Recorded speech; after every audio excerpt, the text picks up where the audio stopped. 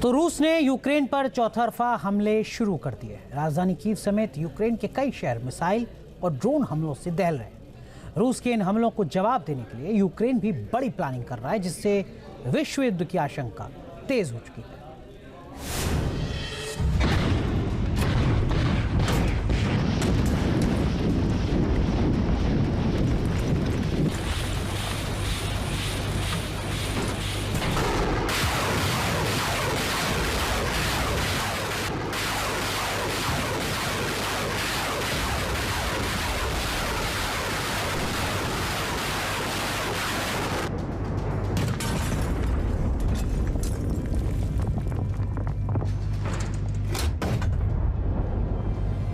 रूस के खिलाफ यूक्रेन का घातक प्लान।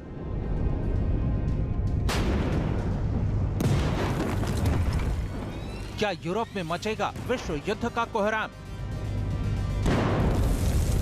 रूस के कुर्स्क इलाके में घुसने के बाद यूक्रेन की सेना का हौसला बुलंद हो गया है, तो वहीं ज़ेलेंस्की को भी जंग में जीत की उम्मीद दिखाई देने लगी थी। लेकिन रूस ने 24 घंटे में यूक्रेन को जिस तरह भीषण हमले से दहलाया है, उससे ज़ेलेंस्की कांप गए हैं। खबर है कि रूस के इन विनाशक हमलों को रोकने के लिए ज़ेलेंस्की ने नया प्लान बनाया है। रूस को यूक्रेन बड़ा जख्म देने की तैयारी करने में जुट गया है। अमेरिकी न्यूज वेबसाइट पॉलिटिको की एक रिपोर्ट में दावा किया गया है कि यूक्रेन एक खुफिया लिस्ट तैयार कर रहा है, जिसमें रूस के महत्वपूर्ण ठिकानों की जानकारी है। यूक्रेन इन ठिकानों के लिस्ट अमेरिका को सौंप सकता है और इन पर हमला करने के लिए लॉन्ग रेंज हथियारों पर प्रतिबंध हटाने की मांग कर सकता है।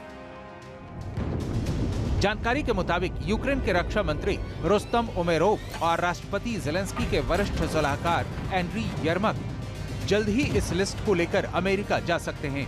बाइडेन प्रशासन को यह लिस्ट सौंपने का प्लान बना रहे हैं। ज़ेलेंस्की का बयान भी इस ओर इशारा कर रहा है।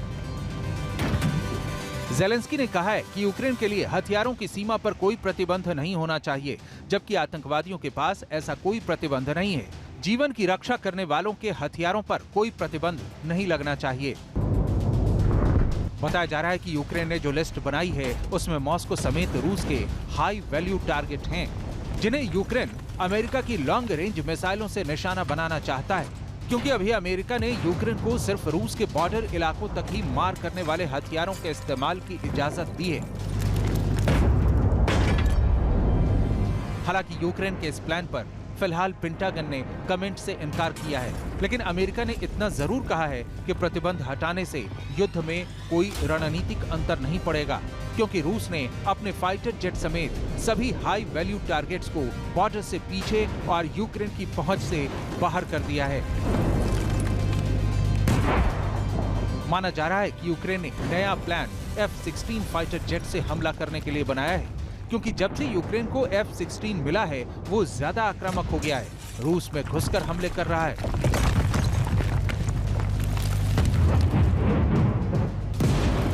यूक्रेन को फिलहाल नाटो देशों से 4 से 6 F-16 फाइटर जेट मिले हैं। इन फाइटर जेट को एडवांस रडार और मिसाइलों से लैस किया गया है। इस पर एमराम और साइड विंडर मिसाइलें फिट हैं।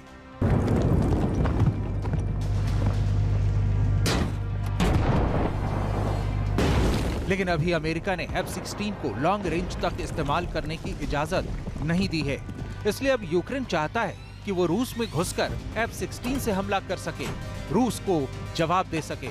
लेकिन अमेरिका भी जानता है कि अगर रूस में घुसकर यूक्रेन ने F-16 से हमला किया, तो रूस नाटो के खिलाफ मोर्चा खोल सकता है, क्योंकि रूस का पारा पहले से अमेरिका और नाटो हथियारों से हाई है। अगर यूक्रेन लॉन्ग रेंज मिसाइल से रूस के बड़े शहरों में जैसे कि मॉस्को या सेंट पीटर्सबर्ग उस पे कोई भी जोरदार हमला कर दे, तो वो अंतर्राष्ट्रीय तनाव को काफी बढ़ा सकता है। हमें पूर्वी यूरोप की भू राजनीतिक परिस्थिति भी समझनी पड़ेगी, विशेष रूप से नेटो कंट्रीज जैसे कि पोलैंड, चेक रिपब्लिक, फिनलैंड, इनके साथ रशिया का कोई भी डायरेक्ट कॉन्फ्लिक्ट हमें वर्ल्ड वॉर की तरफ ले जा सकता है।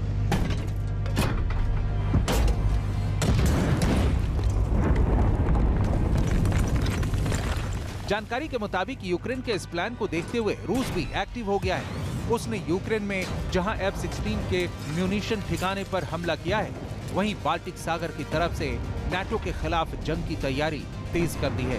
कैलिनिनग्राद इलाके में बाल एंटी शिप मिसाइल सिस्टम की 20 यूनिट को तैनात कर दिया है। एक्सरसाइज शुरू कर दी है। मतलब साफ है कि अगर अमेरिकी F-16 फाइटर जेट रूस की सीमा में घुसा और अमेरिकी मिसाइलों ने मॉस्को को दहलाया तो रूस नाटो देशों में कयामत बरपा सकता है। यूरोप में विश्व